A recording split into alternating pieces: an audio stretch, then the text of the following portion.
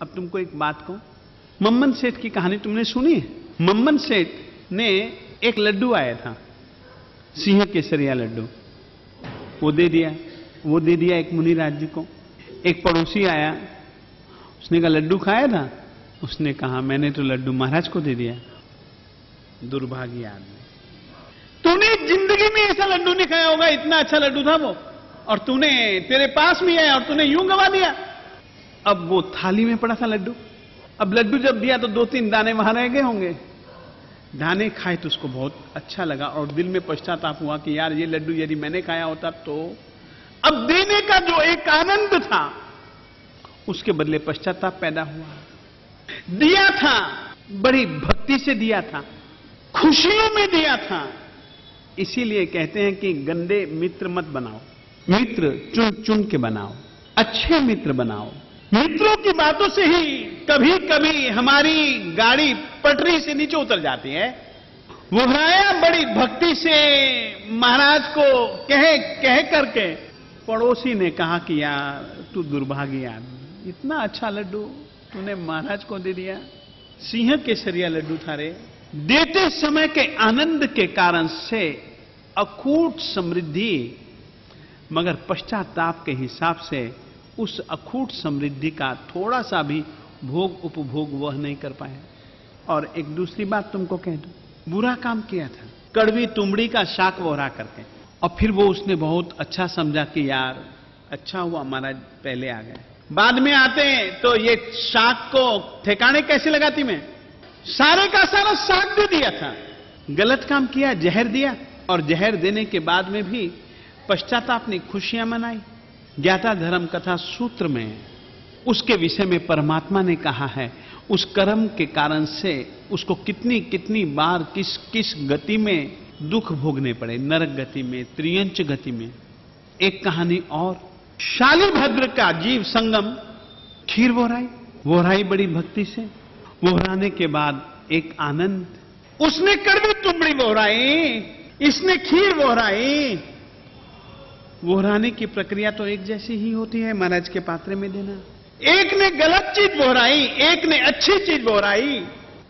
उसके बाद दोनों ने खुशियां मनाई। संगम रवाड़ी ने ऐसी खुशियां मनाई, शालिभद्र का जीव बन गया, अखूट समृद्धि का मालिक बन गया।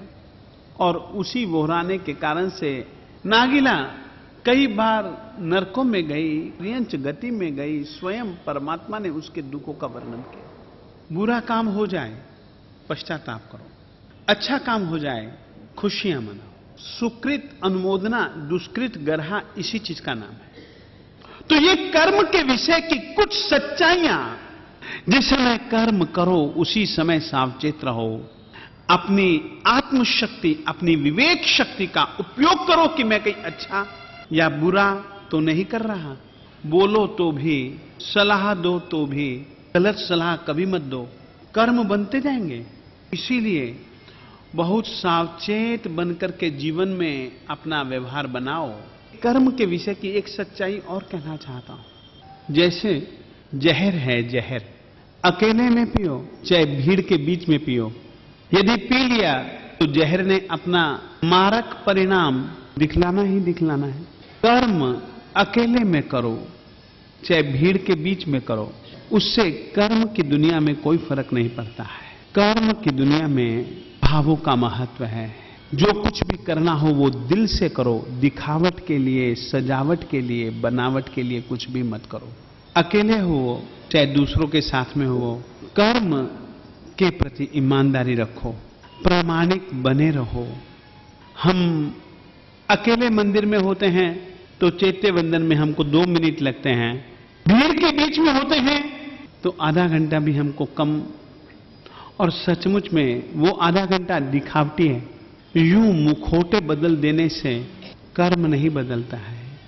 ऐसे कर्म के प्रति आप लोग सदा जागृत बने रहो। जागृत रहने का मतलब ये आंखों का खुला रहना नहीं है। मन, वचन और काया, ये क्या क्या कर रहे हैं, ये क्यों कर रहे हैं, ये अच्छा कर रहे हैं या बुरा कर रहे हैं। क्या ऐसा सोचना मेरे आत्मा के हित के लिए होगा या अहित के लिए होगा। मैं अभी कर रहा हूं जब ये उदय में आएगा, अटकल लगाओ, इसका परिणाम कैसा आएगा? जागृति से यह मतलब है।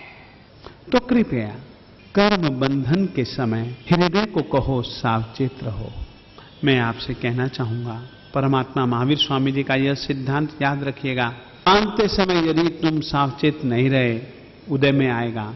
जब उदय में आए तब भी सावचेत रहो, समता से सहन कर लो, तब फिर गुस्सा और किसी पर आरोप प्रत्यारोप मत करो। जैसा चाहो वैसा खुद के लिए रास्ता बना लो। इतना ही आज के